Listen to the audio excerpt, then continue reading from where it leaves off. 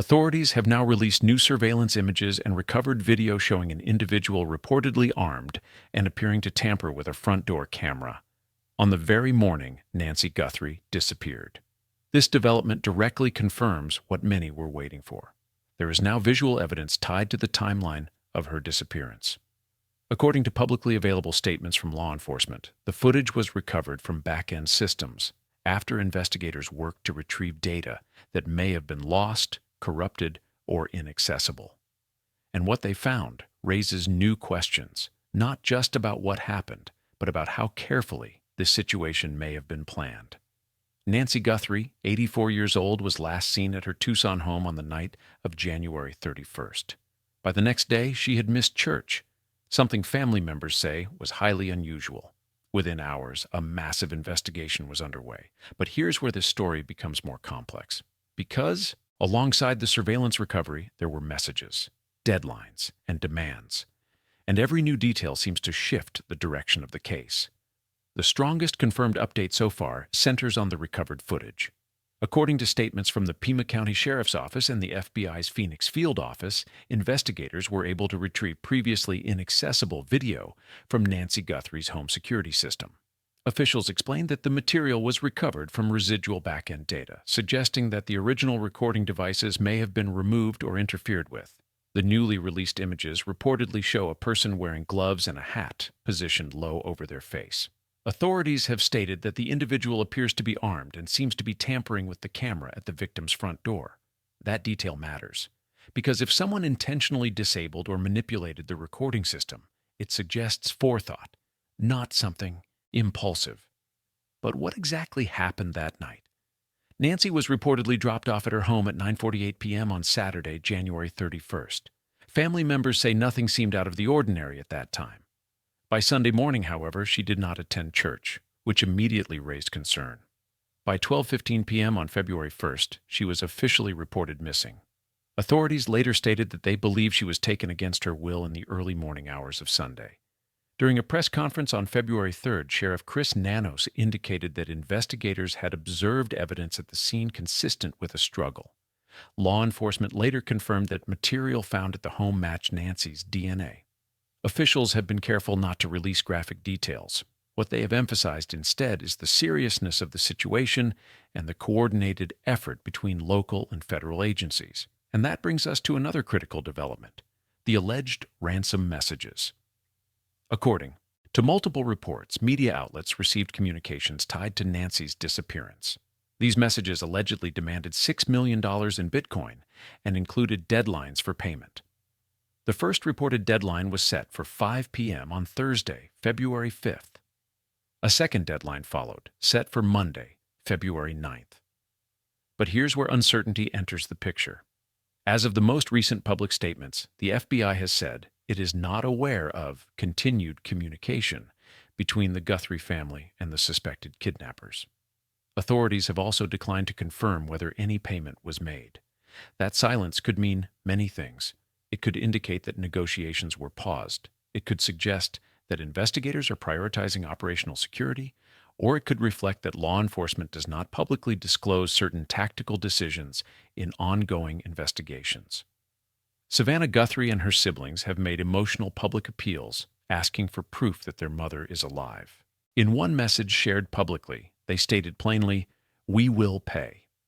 That sentence shifted the tone of the case, because now the focus isn't just on investigation, it's on time. And when time becomes central in cases like this, every hour matters. But there's another detail that deserves attention. The FBI stated that the recovered video was found through back-end data systems after collaboration with private sector partners. That suggests advanced digital forensic work, possibly reconstructing data fragments that were not immediately accessible. Why would recording devices be removed? Why would footage need to be reconstructed? And if someone attempted to erase evidence, how much was actually lost? Or how much was successfully recovered? According to officials, the footage shows the individual on the morning of the disappearance. That timing is critical because it narrows the window between Nancy being dropped off at night and the suspected incident in the early hours. Investigators are now asking anyone with information to come forward. Both the FBI and the Pima County Sheriff's Office have shared tip lines for the public. And historically, in cases involving surveillance recovery, sometimes the smallest overlooked detail, a vehicle, a reflection, a timestamp, can change everything. But there is still a major unanswered question. If this individual was captured on camera, even briefly, do authorities already know more than they're revealing? Law enforcement often withholds certain details to protect the integrity of the investigation. That means what's public may only represent a fraction of what investigators have. At the same time, public appeals can generate critical leads. Savannah Guthrie has remained in Arizona with her family while waiting for answers. The case has drawn national attention, partly because of her public profile, but also because of the circumstances surrounding the disappearance. An elderly woman. A quiet neighborhood. Surveillance footage reportedly tampered with, and alleged ransom communications sent to media outlets. Each of these elements alone would be serious. Together, they form a timeline that investigators are still actively piecing together. But here's something that hasn't been widely discussed. When ransom communications are sent to media organizations, it changes the dynamic of a case. It introduces public visibility into what might otherwise remain behind closed investigative channels. Was that intentional? Was it meant to apply pressure? Or was it an attempt to create leverage? Authorities have not publicly speculated on motive, and speculation is exactly what investigators try to avoid in early stages. What we do know is this. The FBI and local law enforcement have stated they are continuing to analyze all available digital evidence. They are reviewing communication patterns. They are verifying the origin of messages. And they are working to determine whether the most recent message sent to a Tucson news outlet originated from the same individual or group responsible for earlier communications. That verification process takes time, and during that time, information remains limited. But there's one more layer here. The individual seen in the footage reportedly appears armed. Officials have not described the weapon in detail. They have also not stated whether it was displayed or simply visible. That careful wording matters. Because in public communication, investigators avoid releasing unnecessary detail that could compromise their case. So what does this all mean right now? It means the investigation is active. It means digital forensic recovery has produced new evidence. And it means authorities are urging the public to assist. But the broader question remains, does the release of these images signal a breakthrough or a plea for help? In many cases, when law enforcement shares surveillance images, it is because they believe someone may recognize something, a posture, clothing, a pattern of movement. Even something as subtle as the way a person stands can trigger recognition, and sometimes recognition comes from unexpected places. Right now, officials are balancing two priorities: protecting investigative integrity and generating actionable tips. As we continue following this story, the key developments to watch will likely include confirmation of communication patterns, forensic updates, and whether additional footage is recovered. Because if more backend data exists, and if investigators continue retrieving fragments, this timeline could become much clearer. And when timelines become clear, accountability often follows. But we're not there yet. What we have is an evolving investigation, new visual evidence, and unanswered questions about communication, timing, and intent. And in situations like this, clarity rarely arrives all at once. It builds detail by detail. If we step back and look at the structure of this case so far, it unfolds in three distinct layers: the physical scene, the digital recovery, and the communication trail. Each layer tells part of the story. None of them on their own gives the full picture. Let's start with the scene itself. Authorities have stated they believe Nancy Guthrie was taken against her will in the early morning hours of February 1st. That assessment, according to public briefings, was based on evidence found at the residence. Officials have been careful not to describe those details in graphic terms, but they have confirmed that material located at the scene matched Nancy's DNA. That confirmation established two things. First, that an incident likely occurred at the home. Second, that the timeline between late Saturday night and early Sunday morning is critical. Now consider the digital element. Investigators said the recovered footage came from residual data in backend systems. That detail suggests the original recording path was interrupted in some way, either through removal of devices, tampering, or technical disruption. Why is that important? Because when footage is not readily accessible, Recovering it requires specialized forensic processes. That usually involves reconstructing fragments of data that remain stored in remote servers or secondary systems. In other words, this was not simply a matter of pressing play. It required deliberate recovery efforts. And that recovery reportedly revealed a person appearing armed and interacting with the front door camera. That moment, someone directly engaging with the security device can signal intent to avoid identification. But here's a key question. If someone intended to eliminate evidence, why did residual data remain? Digital systems often store temporary fragments automatically. Even when devices are removed, backend logs, metadata, or cached data may persist. According to authorities, that appears to be what happened here, which raises another possibility. If backend systems preserve this footage, could they also preserve additional data? Perhaps timestamps, perhaps network access logs, perhaps device activity patterns. Investigators have not publicly detailed what else was recovered, and they may not, for strategic reasons. Now let's shift to the communications. Media outlets reportedly received ransom messages demanding $6 million in Bitcoin. The use of cryptocurrency and ransom demands is not new. It is often perceived as difficult to trace, though in reality, blockchain transactions leave permanent records that investigators can analyze. The first deadline reportedly passed on February 5th. A second deadline followed on February 9th. Yet according to the FBI's most recent statement, there has been no confirmed continued communication between the family and suspected kidnappers, at least none the Bureau has publicly acknowledged. That silence creates uncertainty. Did communication stop? Did it move to a private channel? Or were the original messages designed more for attention than negotiation? Investigators are reportedly analyzing whether a newer message sent to a Tucson-based news outlet originated from the same source as earlier communications. That comparison process typically involves examining writing patterns, metadata, routing paths, and technical markers embedded in digital transmissions. And here's something that often gets overlooked. Digital messages carry more than words. They carry technical fingerprints.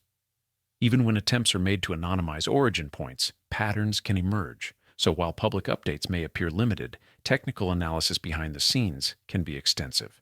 Meanwhile, Savannah Guthrie and her siblings have remained public in their appeals. Their video messages were measured, emotional, and focused on one request: proof of life. That phrase carries weight in cases involving ransom demands. It is a way for families to verify that communication is legitimate and that the missing person is safe. But as of the latest updates, no proof of life has been publicly confirmed, and that keeps the case in a state of tension. Now consider the broader investigative dynamic. When law enforcement releases surveillance images, it often serves multiple purposes: encouraging public recognition, demonstrating progress, applying pressure, generating new leads. In this situation, the released images show a person with gloves and a hat obscuring their face. That makes identification more difficult, but not impossible. Clothing brands can be traced. Gait patterns can be analyzed. Timestamps can be cross-referenced with vehicle sightings. Neighbors' cameras can fill in blind spots. And sometimes, even the smallest overlooked visual cue can connect dots. There's another angle to consider: the timing of the release. Authorities stated that the images were previously inaccessible and were only recently recovered. That suggests a phased investigation, where new evidence surfaces as digital recovery continues, which means the timeline we see today may not be final. If additional footage is retrieved, it could clarify. It may be when the individual first approached the property, whether a vehicle was involved, whether anyone else was present, how long the person remained. Each of those details narrows possibilities, and narrowing possibilities is how cases move forward. At the same time, investigators must protect the integrity of the process. Releasing too much too soon can compromise leads. Releasing too little can slow public assistance. That balance is delicate. Now let's talk about motive. Carefully. Authorities have not publicly confirmed motive. The presence of alleged ransom demands suggests financial intent, but investigators have not ruled out other possibilities. And in responsible reporting, it's important to separate confirmed facts from assumptions. What is confirmed? Nancy Guthrie disappeared in the early hours of February 1st. Evidence at the home indicates she may have been taken against her will. Surveillance footage has been recovered showing an individual appearing armed and interacting with a camera. Ransom messages were reportedly sent demanding cryptocurrency. The investigation remains active. What is not confirmed publicly, the identity of the individual. Whether ransom money was paid, whether direct negotiation occurred, whether additional suspects are involved. That distinction matters because speculation can cloud clarity, and clarity is what ultimately leads to resolution.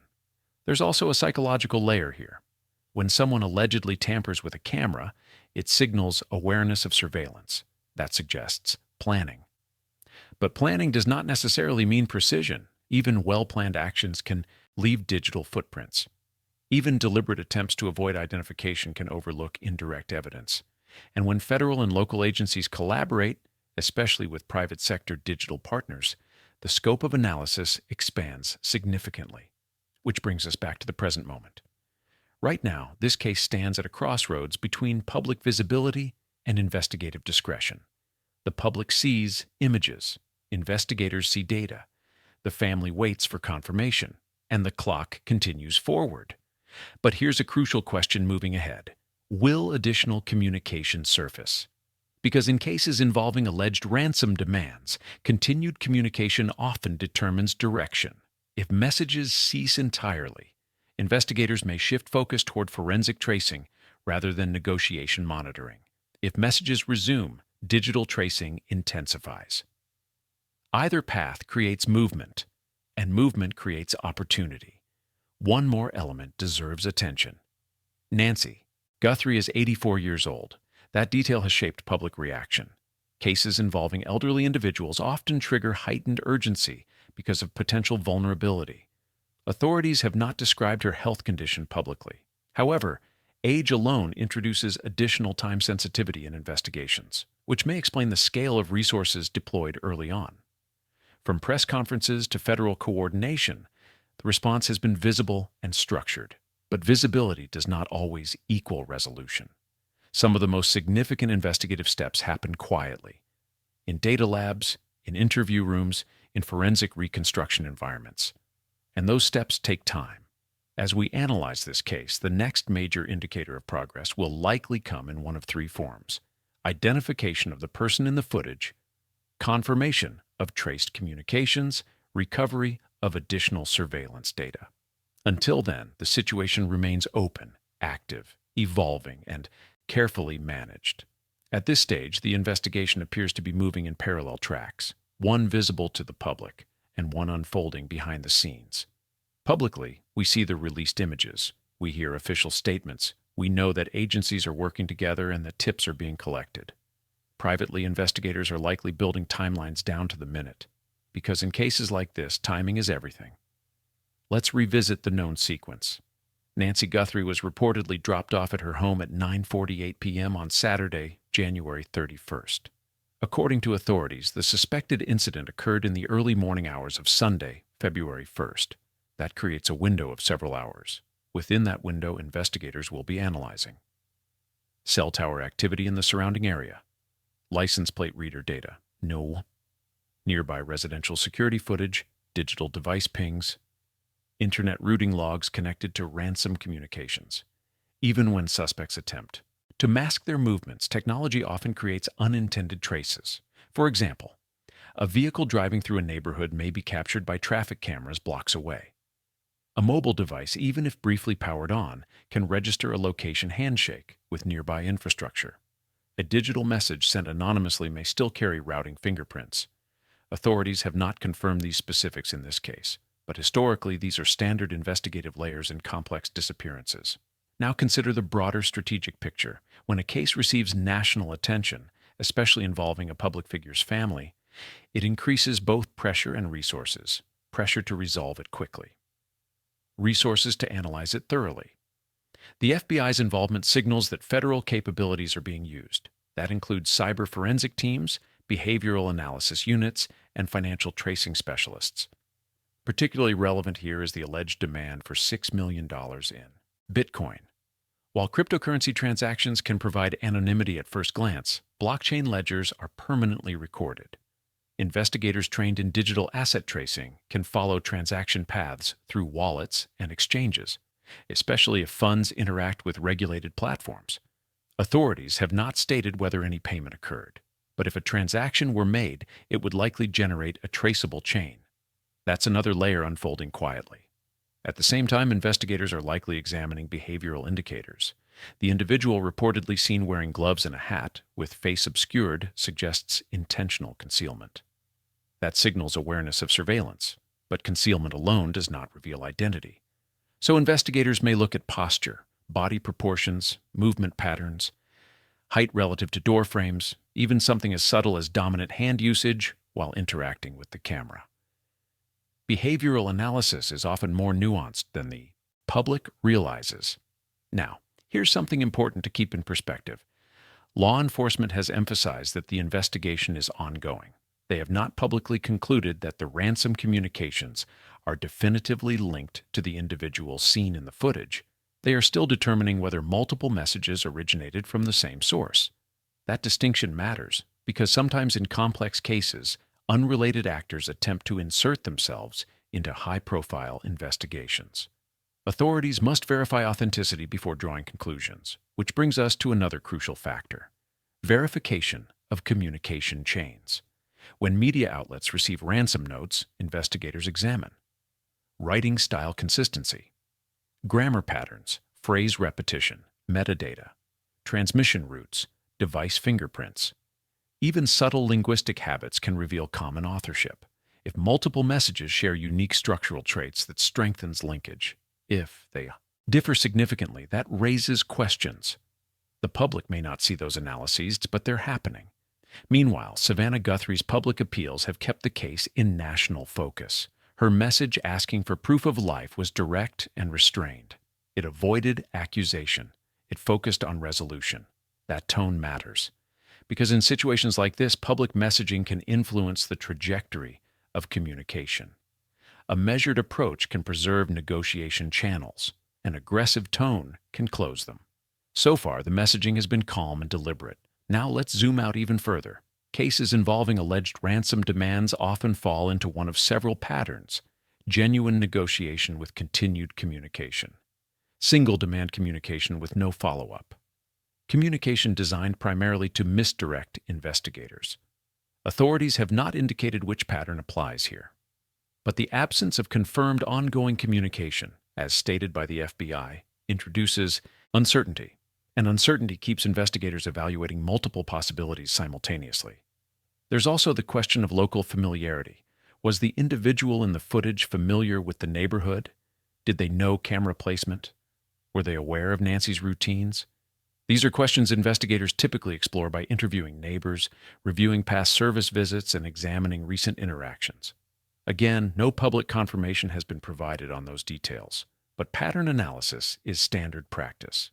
Now consider something else.